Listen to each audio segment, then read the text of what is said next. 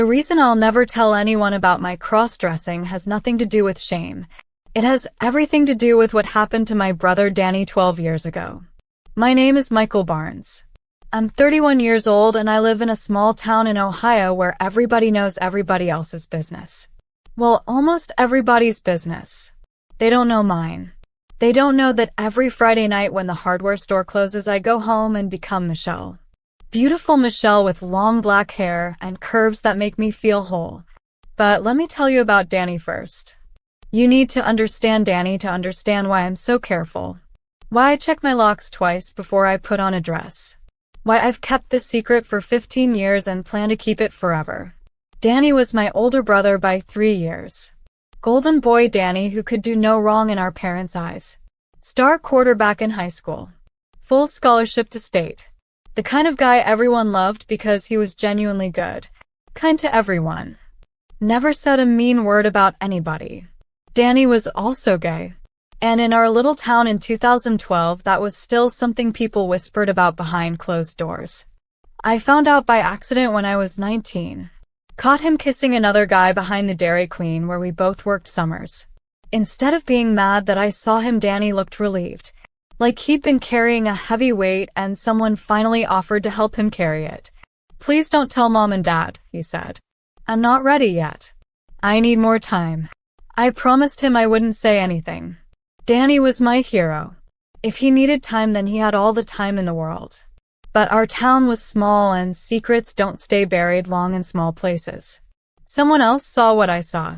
Someone who didn't love Danny the way I did. Someone who thought it would be fun to share what they knew with everyone else. The rumors started slow. Just whispers at first. Then louder talk. Then outright accusations. Danny tried to ignore it, but you could see it eating him alive. The stress. The fear. The way he jumped every time someone looked at him wrong. Our parents heard the rumors too. Dad's reaction was worse than I expected. Much worse. He didn't yell or scream. He just got cold. Ice cold. Started treating Danny like he was diseased. Like being gay was something Danny chose just to hurt the family. No son of mine. Dad said one night at dinner when Danny tried to explain. No son of mine would disgrace this family like that.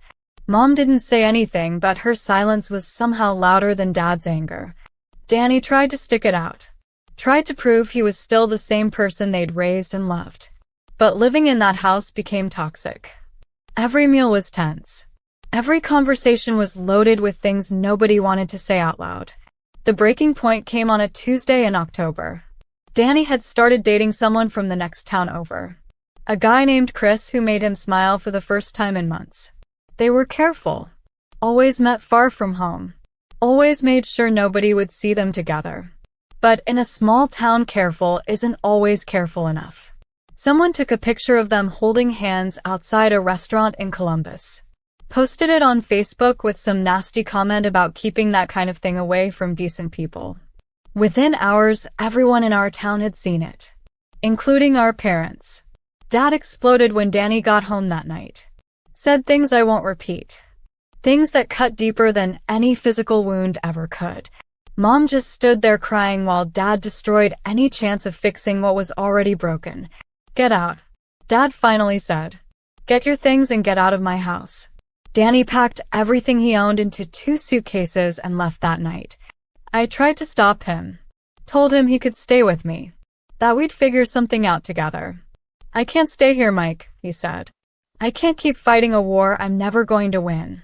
He moved to Chicago. Got a job while he finished his degree online. We talked on the phone sometimes, but it wasn't the same. The distance wasn't just physical. Danny had been wounded in a way that changed everything about who he was. The worst part was watching what happened to our family after he left. Mom cried herself to sleep for months. Dad pretended nothing had happened, but you could see the regret in his eyes. He'd chosen his pride over his son and realized too late what a terrible trade that was. Danny came back once. For Christmas 3 years later. The visit was awkward and painful and short. Dad tried to apologize, but the words came out wrong. Stiff and formal, like he was reading from a script. Danny was polite but distant. Like he was talking to strangers instead of family. After that, he stopped coming home altogether. We'd get cards on birthdays and holidays, but that was it.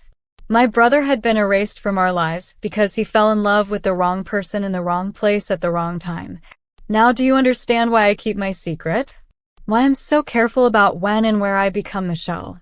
Why I've never told a soul about the dresses hanging in my bedroom closet? It's not because I'm ashamed of cross-dressing. It's because I watched what honesty cost my brother, and I'm not brave enough to pay that price. Michelle lives in the shadows of my life, but she's real. She's beautiful. She's the part of me that feels most true when I look in the mirror. She deserves better than hiding, but hiding keeps her safe. I've been cross-dressing since I was 16. Started with my cousin Sarah's clothes when she left some things at our house after a family reunion. The way that sundress felt against my skin was like coming home to a place I'd never been before. Like finding a piece of myself I didn't know was missing. Over the years, I've built Michelle's wardrobe carefully. Online shopping with delivery to a P.O. box across town. Cash transactions so there's no paper trail. Everything hidden behind a false wall I built in my bedroom closet.